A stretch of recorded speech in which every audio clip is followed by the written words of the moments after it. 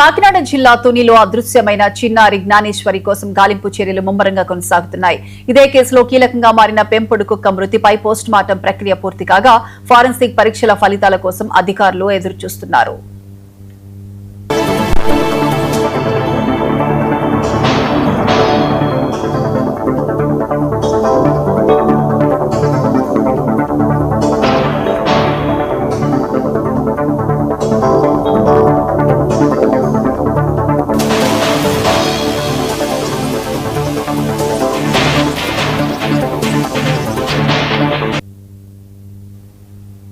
తునిలో అదృశ్యమైన చిన్నారి జ్ఞానేశ్వరి ఆచూకీ కోసం అటవీ ప్రాంతాల్లో ఎన్డీఆర్ఎఫ్ బృందాలు విస్తృతంగా గాలింపు చర్యలు చేపడుతున్నాయి. చిన్నారి కోసం ప్రతి ప్రాంతాన్ని జల్లెడ పడుతూ శోధన కొనసాగిస్తున్నారు.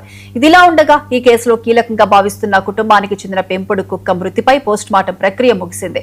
వెటర్నరీ అధికారుల పర్యవేక్షణలో పరీక్షలు నిర్వహించి కుక్క మృతికి గల కారణాలపై దర్యాప్తు చేస్తున్నారు.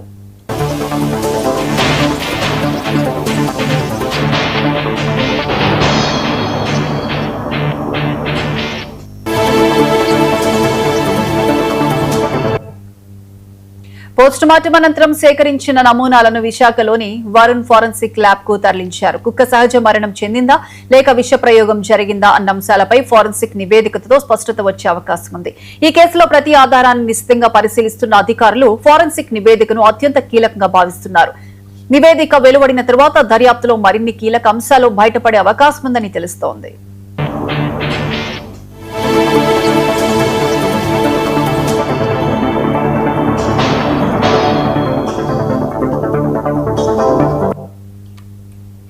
కాకినాడ జిల్లా తునిలో అదృశ్యమైన చిన్నారి జ్ఞానేశ్వరి కోసం గాలింపు చర్యలు ముమ్మరంగా సాగుతున్నాయి. ఇదే కేసులో కీలకంగా మారిన పెంపుడు కుక్క మృతిపై పోస్ట్ మార్టం ప్రక్రియ పూర్తిగా ఫారెన్సిక్ పరీక్షల ఫలితాల కోసం అధికారులు ఎదురుచూస్తున్నారు. ఇదే అంశానికి సంబంధించి పూర్తి అప్డేట్స్ మా ప్రతినిధి మోహన్ ఫోన్ లైన్ అందిస్తారు. మోహన్, ఇంకా ఏదైతే కాకినాడ జిల్లాలో అదృశ్యమైనటువంటి జ్ఞానేశ్వరి కేసులో కీలకంగా ఉన్నటువంటి పెంపుడు కుక్క ఏదైతే ఉందో నిన్న మరణించింది.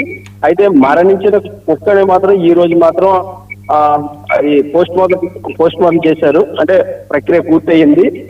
మరికొద్ది క్షణాల్లో బాడీని ఖననం చేసేటువంటి కార్యక్రమం చేపడుతున్నారు. అంటే ముఖ్యంగా కుక్క ఎందుకు మరణించిందనే దాని మీద పరిశీలన అయితే మాత్రం పూర్తి స్థాయిలో జరుగుతుంది.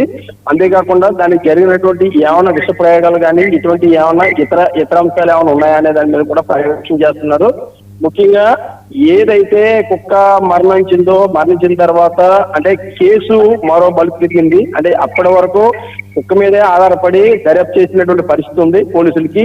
అయితే ఇప్పుడు వివిధ కోణాల్లో అంటే ఏదైతే కుటుంబ సభ్యుల మధ్యన ఉన్నటువంటి ఏదైనా వివాదాలు ఉన్నాయా లేదా గతంలో ఏమన్నా సమస్యలు ఉన్నాయా అనే దాని మీద కూడా పరిశీలన చేసి వాటి మీద కూడా దర్యాప్తు ముమ్మరం చేశారు.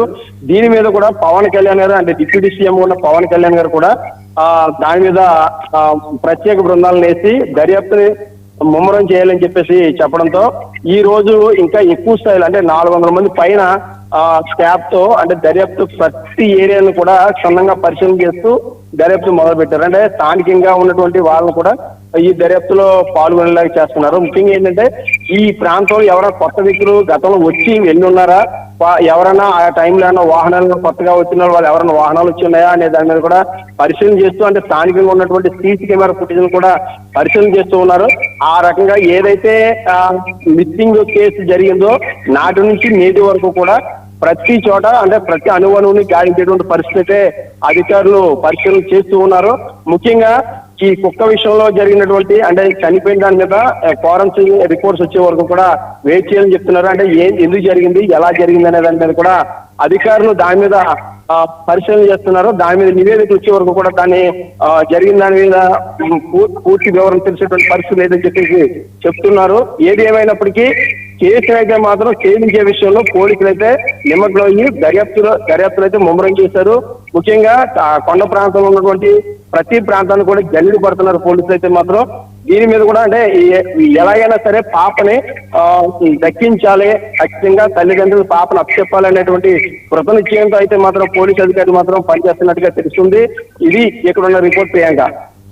Right Mohan, thank you.